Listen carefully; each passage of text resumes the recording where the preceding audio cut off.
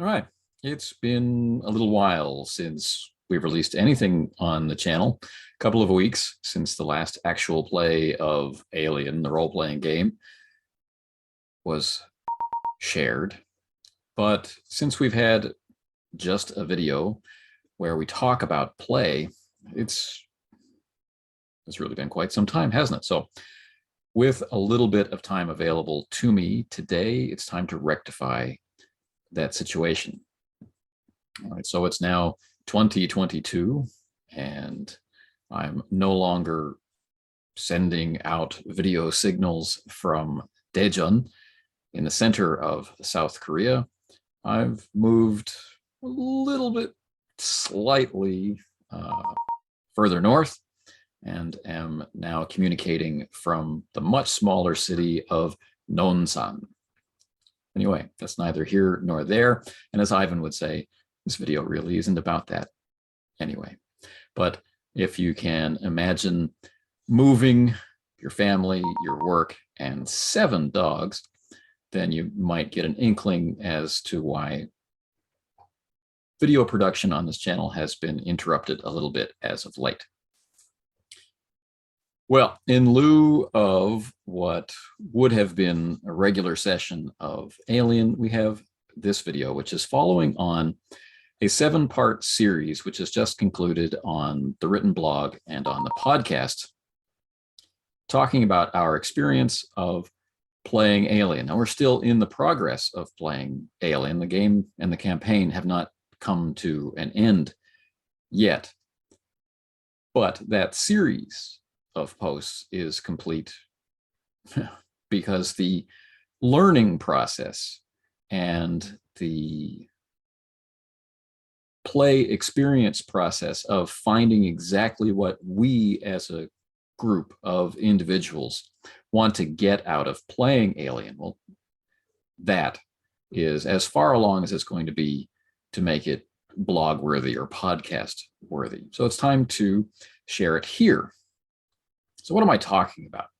When we started out playing Alien, we as a group recognized that some of us like horror games and some of us don't.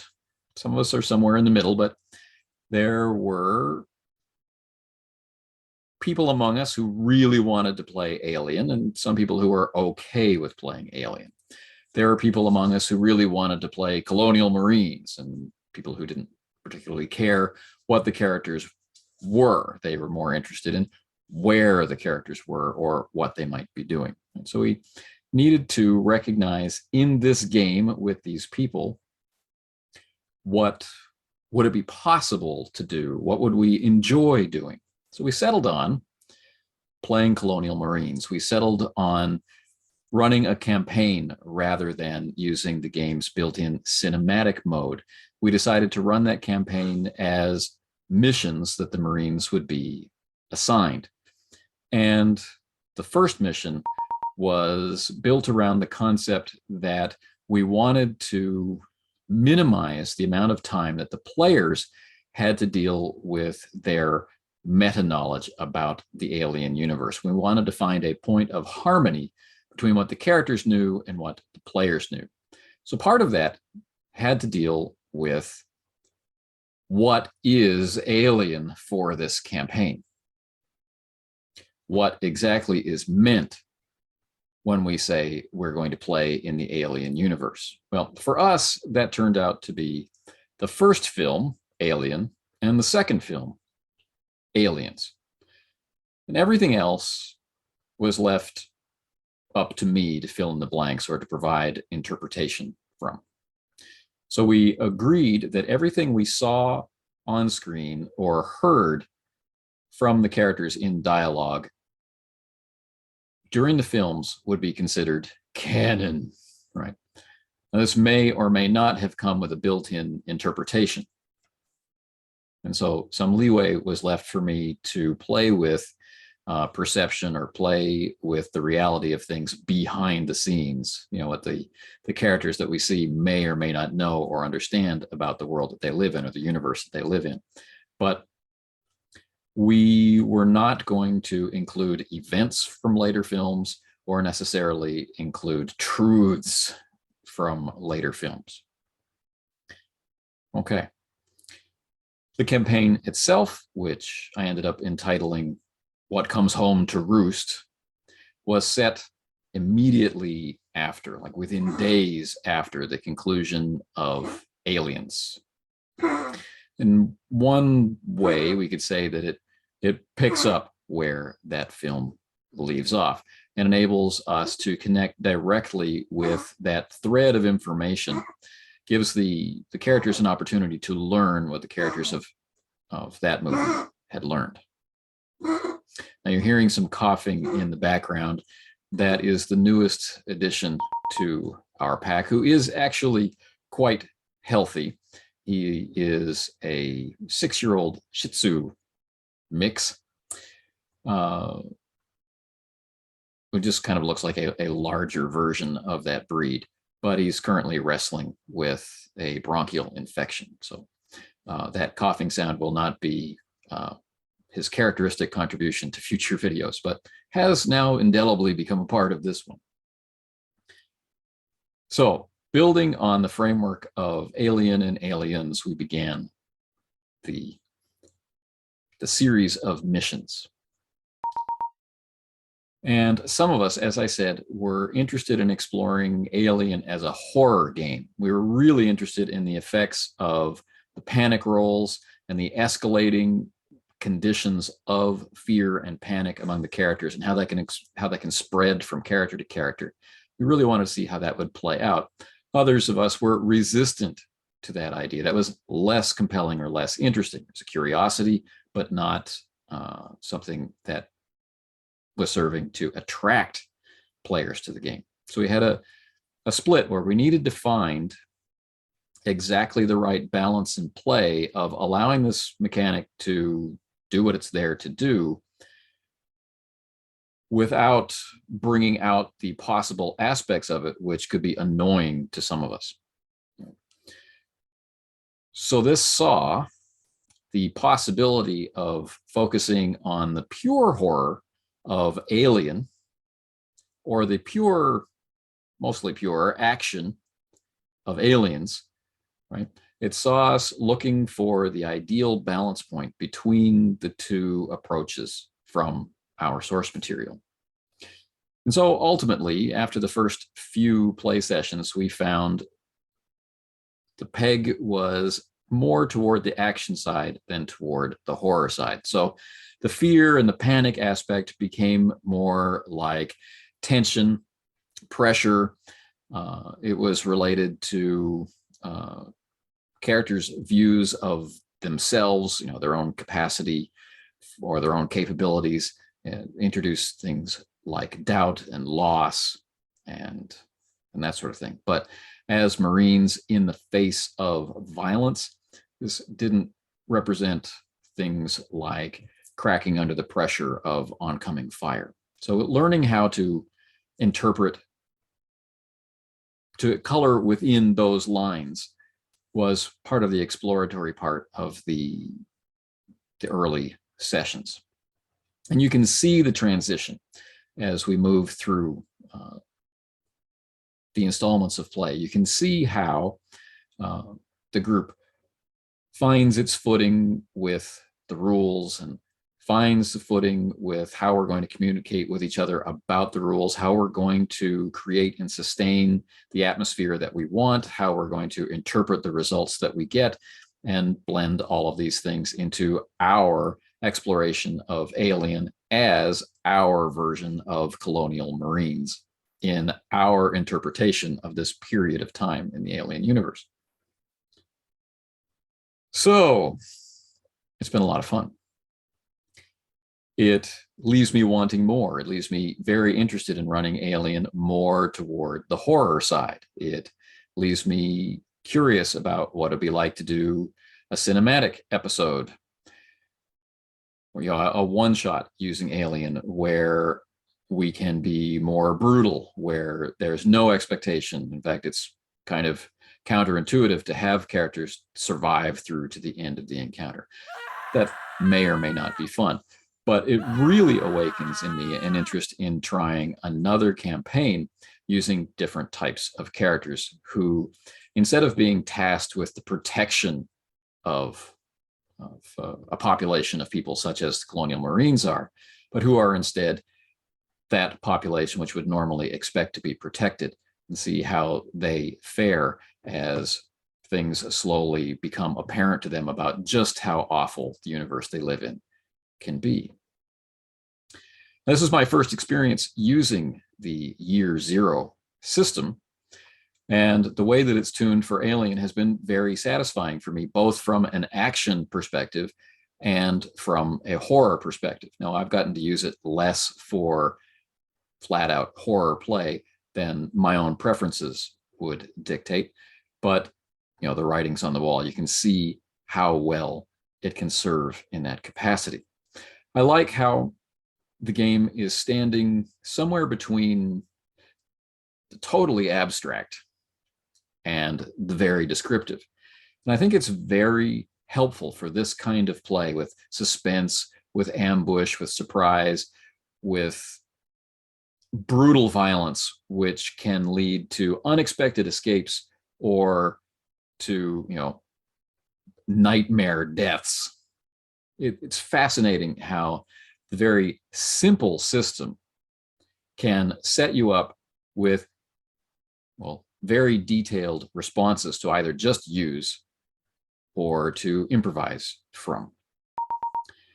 Now, I've taken some pains to annotate the actual play videos with rules, with commentary about specific scenes of violence or panic or that kind of thing. So I don't want to get too deeply into this video about every example which has come our way. But I am enjoying how we as a group, as we begin to adopt the language of the Year Zero engine in its Alien version, how the simple die pool looking for successes mechanic, the simple decision about whether we want to take on stress to expand the opportunity to generate more successes, right? That very simple abstraction of combat, or an effort to repair something, or an effort to, figure something out. It's very interesting to see how that can then open up through the use of charts or through the use of your knowledge of the IP into a very real and very grounded in character as character experience, if that's what interests you. You can, of course, play it on a more systemic level, or somewhere in between overt system talk and in-character dialogue. It's very easy to manage how you'll play the game, and it's very easy to manage to be as descriptive as you like with it, because the game system doesn't require very much from you in terms of processing. Very quickly, you'll be able to move away from the book. Very quickly, you'll be able to understand the flow of the charts. The charts are small and can be kept in front of you in a very unobtrusive way. So if you're looking at critical injury, or if you're looking at damage to your starship, or if you are trying to figure out repair times or things along those lines, it's small little charts. Even the ways that alien creatures attack, or the ways that different threats will interact violently with the characters, are automated in a sense with very small charts, very descriptive entries that enable you to get a sense of their motivation, that enable you to make their efforts very different and distinctive. And each encounter can take on a different flavor, and each encounter can carry with it these layers of nuance or menace, right? Why is one character spared while another character is brutally killed? It's fascinating, and it gives a depth to combat, which I very much enjoy. And each instance of serious injury brings with it, again, this uncertainty. Is this simply a consequence of combat, or is this an ongoing consequence of combat? Have I been temporarily affected by violence? Have I been permanently affected by violence? Or, oh crap, I'm dead. What is going to happen with this particular roll of the dice? It's always out there. So the simplicity combined with the level of violence, which it isn't always risk of death on every roll, and yet it is. Characters can survive.